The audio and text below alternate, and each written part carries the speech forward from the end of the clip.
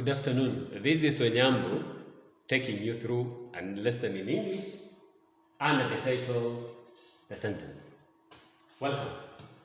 We're going to look into detailed instructions on how one can understand a sentence very well, and then how will you use it in rewriting and coming up with various expressions in English.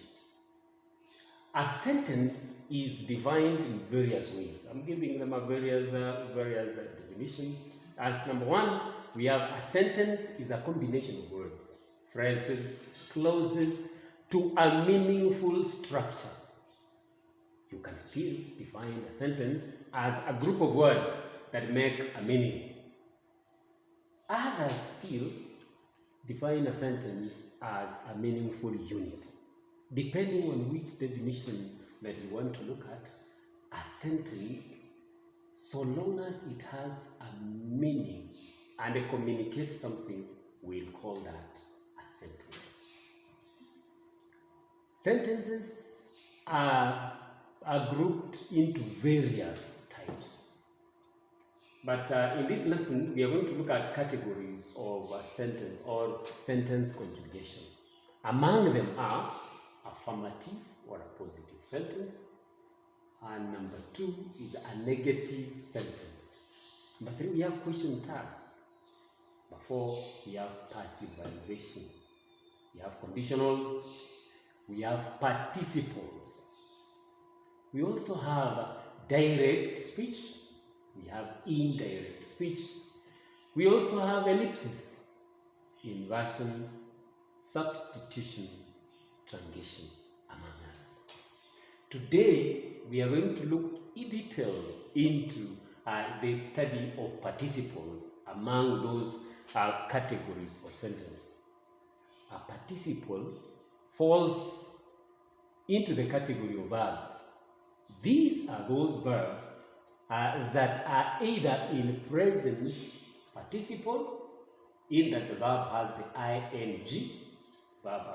ing form, or the past participle, which comes out in various ways. It comes out as en, can come out a verb that ends with a d, a verb that ends with an ed or t, among others. For example, when you have a sentence that has she is taking her lunch. Now, another sentence can be the students discussed the set book earlier. Discussed is a verb that comes from the word discuss, which is present tense, and the past tense and participle is discussed. Types of participles that we have. Number one are present participles, and then the second one is a past participle. Let's start with present participles. What I want us to understand well is that present participles in general essentially are verbs. These are verbs that are formed by adding ing to the end of a verb. There are also some rules that are used when you are adding the ing in the word, such as spellings. Spellings is a lesson that we covered earlier on during our studies.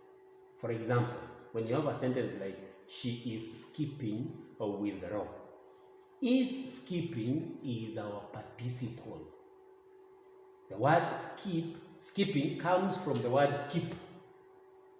Come to the second sentence, they are writing letters now. Are writing is our present participle.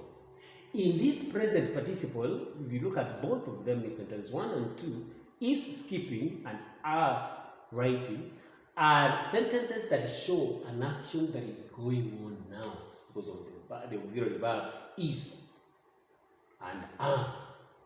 And then the verb is in ing form to show that the action is continuing. When we say she is skipping the rope, it means right at the moment when the speaker is speaking, she is actually doing the action of skipping. Let's look at the functions of participles, and we're going to look at in details how do we use the present participles in a sentence. But generally, I've taken some time to take you through how present participles are used in sentences. Number one, present participles is used to form a verb phrase with an action that is on. For example, I am writing an essay. The action writing, when this sentence is said, is ongoing. That is why we call it a present participle. Function, the second function is that we still use present participles when we refer to an action and that or actions that are on or are in progress at the time of the speech or at the time when the speaker is speaking. An example that is there is, it is raining now. That the action of rain is actually happening as the speaker is speaking. Let's look at the present participles in sentences. Each time one writes a sentence, one of the variety ways you can write a sentence is using a participle. So sentences can use participles in constructions or when we are writing them. For example, John ate a banana, then he left for the gym. Those two sentences can be joined in various ways. But what if you are given an instruction that you join using a participle?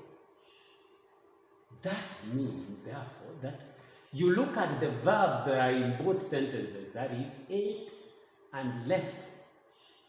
And then you look at how do you join them in a creative way to make a meaningful sentence out of them. But since we are dwelling under the present participle, you make sure that the first verb of that sentence, John ate a banana, is changed into a present participle. We know now that a present participle of a verb must have an ing, and it must have a present participle of the verb. So we have the verb ate. To making it have an ing, we are going to add an auxiliary verb have. Therefore, the sentence will be, having eaten a banana, comma, John left for the gym. Someone can ask, I know a student will ask, why did you use having, you didn't say eating a banana? Number one, each time you're reconstructing a sentence using a participle, make sure that you have a meaningful sentence. That is the reason as why we cannot say eating a banana, John left for the gym. It will have various interpretations, or the sentence will be ambiguous. Sentence number 2, Mary washed the clothes. And that second sentence, she decided to rest. Join that into a sentence using a participle. Sentence read, having washed the clothes, Mary decided to rest. Another sentence that we have there is, Kevin kept the book.